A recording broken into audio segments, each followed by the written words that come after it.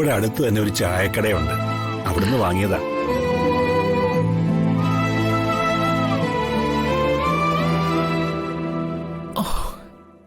ചൂടുവെള്ളം ഉള്ളിൽ ചെന്നപ്പോ വല്ലാത്തൊരാശ്വാസം. ഈ പരിസരത്തെങ്ങും ആൾപ്പാർപ്പുണ്ടെന്ന് കരുതിയതല്ല. അടുത്തൊരു ചായക്കട ഉള്ളപ്പോ ആളും പേരും ഒക്കെ ഉണ്ടെന്ന് ആശ്വാസമുണ്ട്.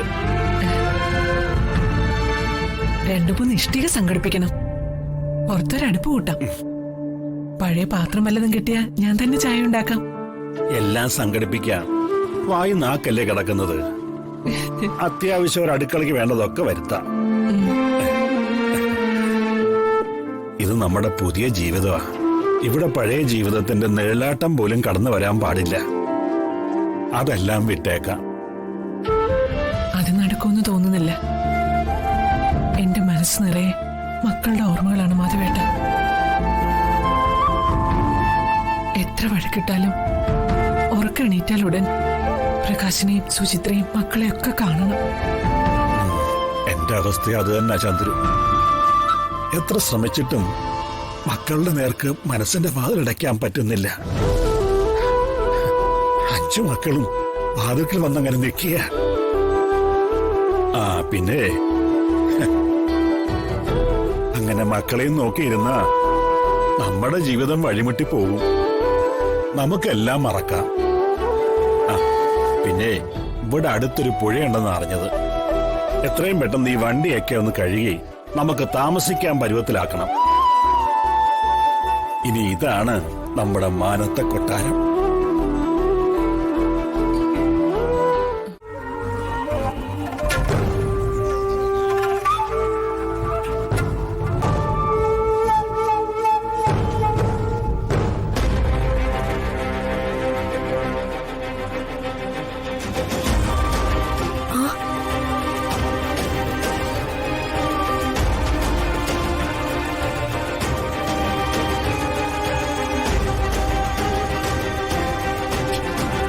ഇത് വിനുവേട്ടന്റെ അച്ഛനല്ലേ?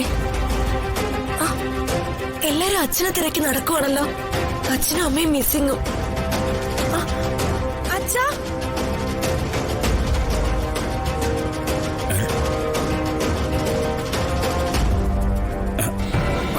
ഈശ്വര, മീനാക്ഷി എന്നെ കണ്ടെന്നാ തോന്നുന്നത്. അവൾക്ക് പിടി കൊടുക്കാതെ മാറിയേ പറ്റൂ. ഒരിക്കലും അവൾ എന്നെ കാണാൻ പാടില്ല. അച്ഛാ,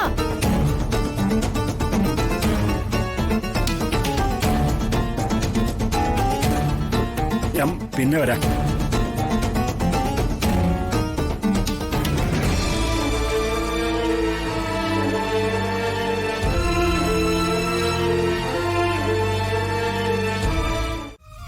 ഭർത്താവിന്റെ അച്ഛനായ കരുണാകരക്കുറുപ്പ് നിരന്തരമായി സ്ത്രീധനം ആവശ്യപ്പെട്ടുകൊണ്ട് തന്നെ ചീത്ത പറയുകയും ചിലപ്പോഴൊക്കെ ഉപദ്രവിക്കുകയും ചെയ്യാറുണ്ടെന്നും കോടീശ്വരനായി ജീവിക്കേണ്ട തന്റെ ഭർത്താവിനെ വീട്ടിൽ നിന്ന് അടിച്ചു പുറത്താക്കി ഇപ്പോൾ തട്ടുകട നടത്തി നിത്യവൃത്തി നടത്തേണ്ട ഗതികേടിലാണെന്നും തനിക്ക് നീതി കിട്ടണമെന്നുമാണ് പരാതിയിൽ പറഞ്ഞിരിക്കുന്നത്.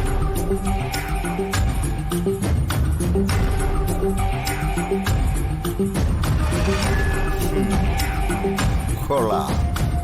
എടോ, 5 തലമുറയ്ക്ക് ഇരുന്നുണ്ണാനുള്ള സമ്പത്തുണ്ട് എനിക്ക്. പോരാത്തതിന് 10-15 കൊല്ലം MLA ആയിരുന്ന ആളായി ഞാൻ. ഇന്നുവരെ 1 രൂപയുടെ അഴിമതി ഞാനായിട്ടൊട്ട് നടത്തിയിട്ടുമില്ല. അങ്ങനെയുള്ള എനിക്ക് ഈ എച്ചിൽ കാശ് സ്ത്രീധനം ചോദിച്ച് ബഹളമുണ്ടാക്കേണ്ട ഒരു കാര്യമില്ല. സാറേ, കാര്യമൊക്കെ ശരി തന്നെ. പക്ഷേ ഈ കേസ് FIR ഇട്ട് കോടതിയിൽ ചെന്നാൽ സാറ് കൊടുക്കും.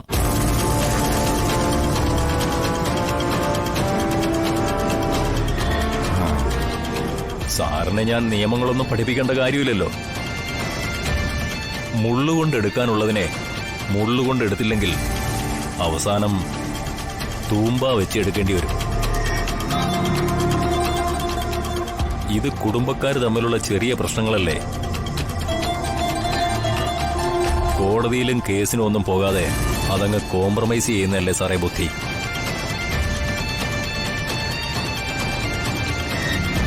ഒന്നാമത് ഇലക്ഷൻ അടുത്തു വരിക. അഡ്രസ് ഉള്ളവനാ നാണക്കേട് കൂടുതൽ.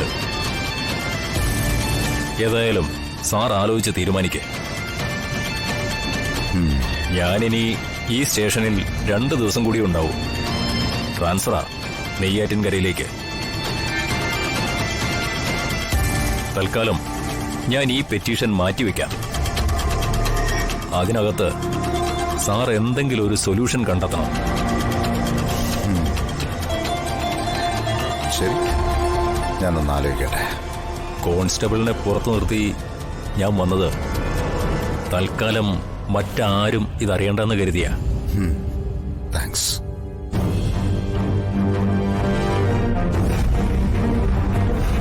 വന്ദന, ഞാനവളെ ഒന്ന് സ്നേഹിച്ചു വരികയായിരുന്നു.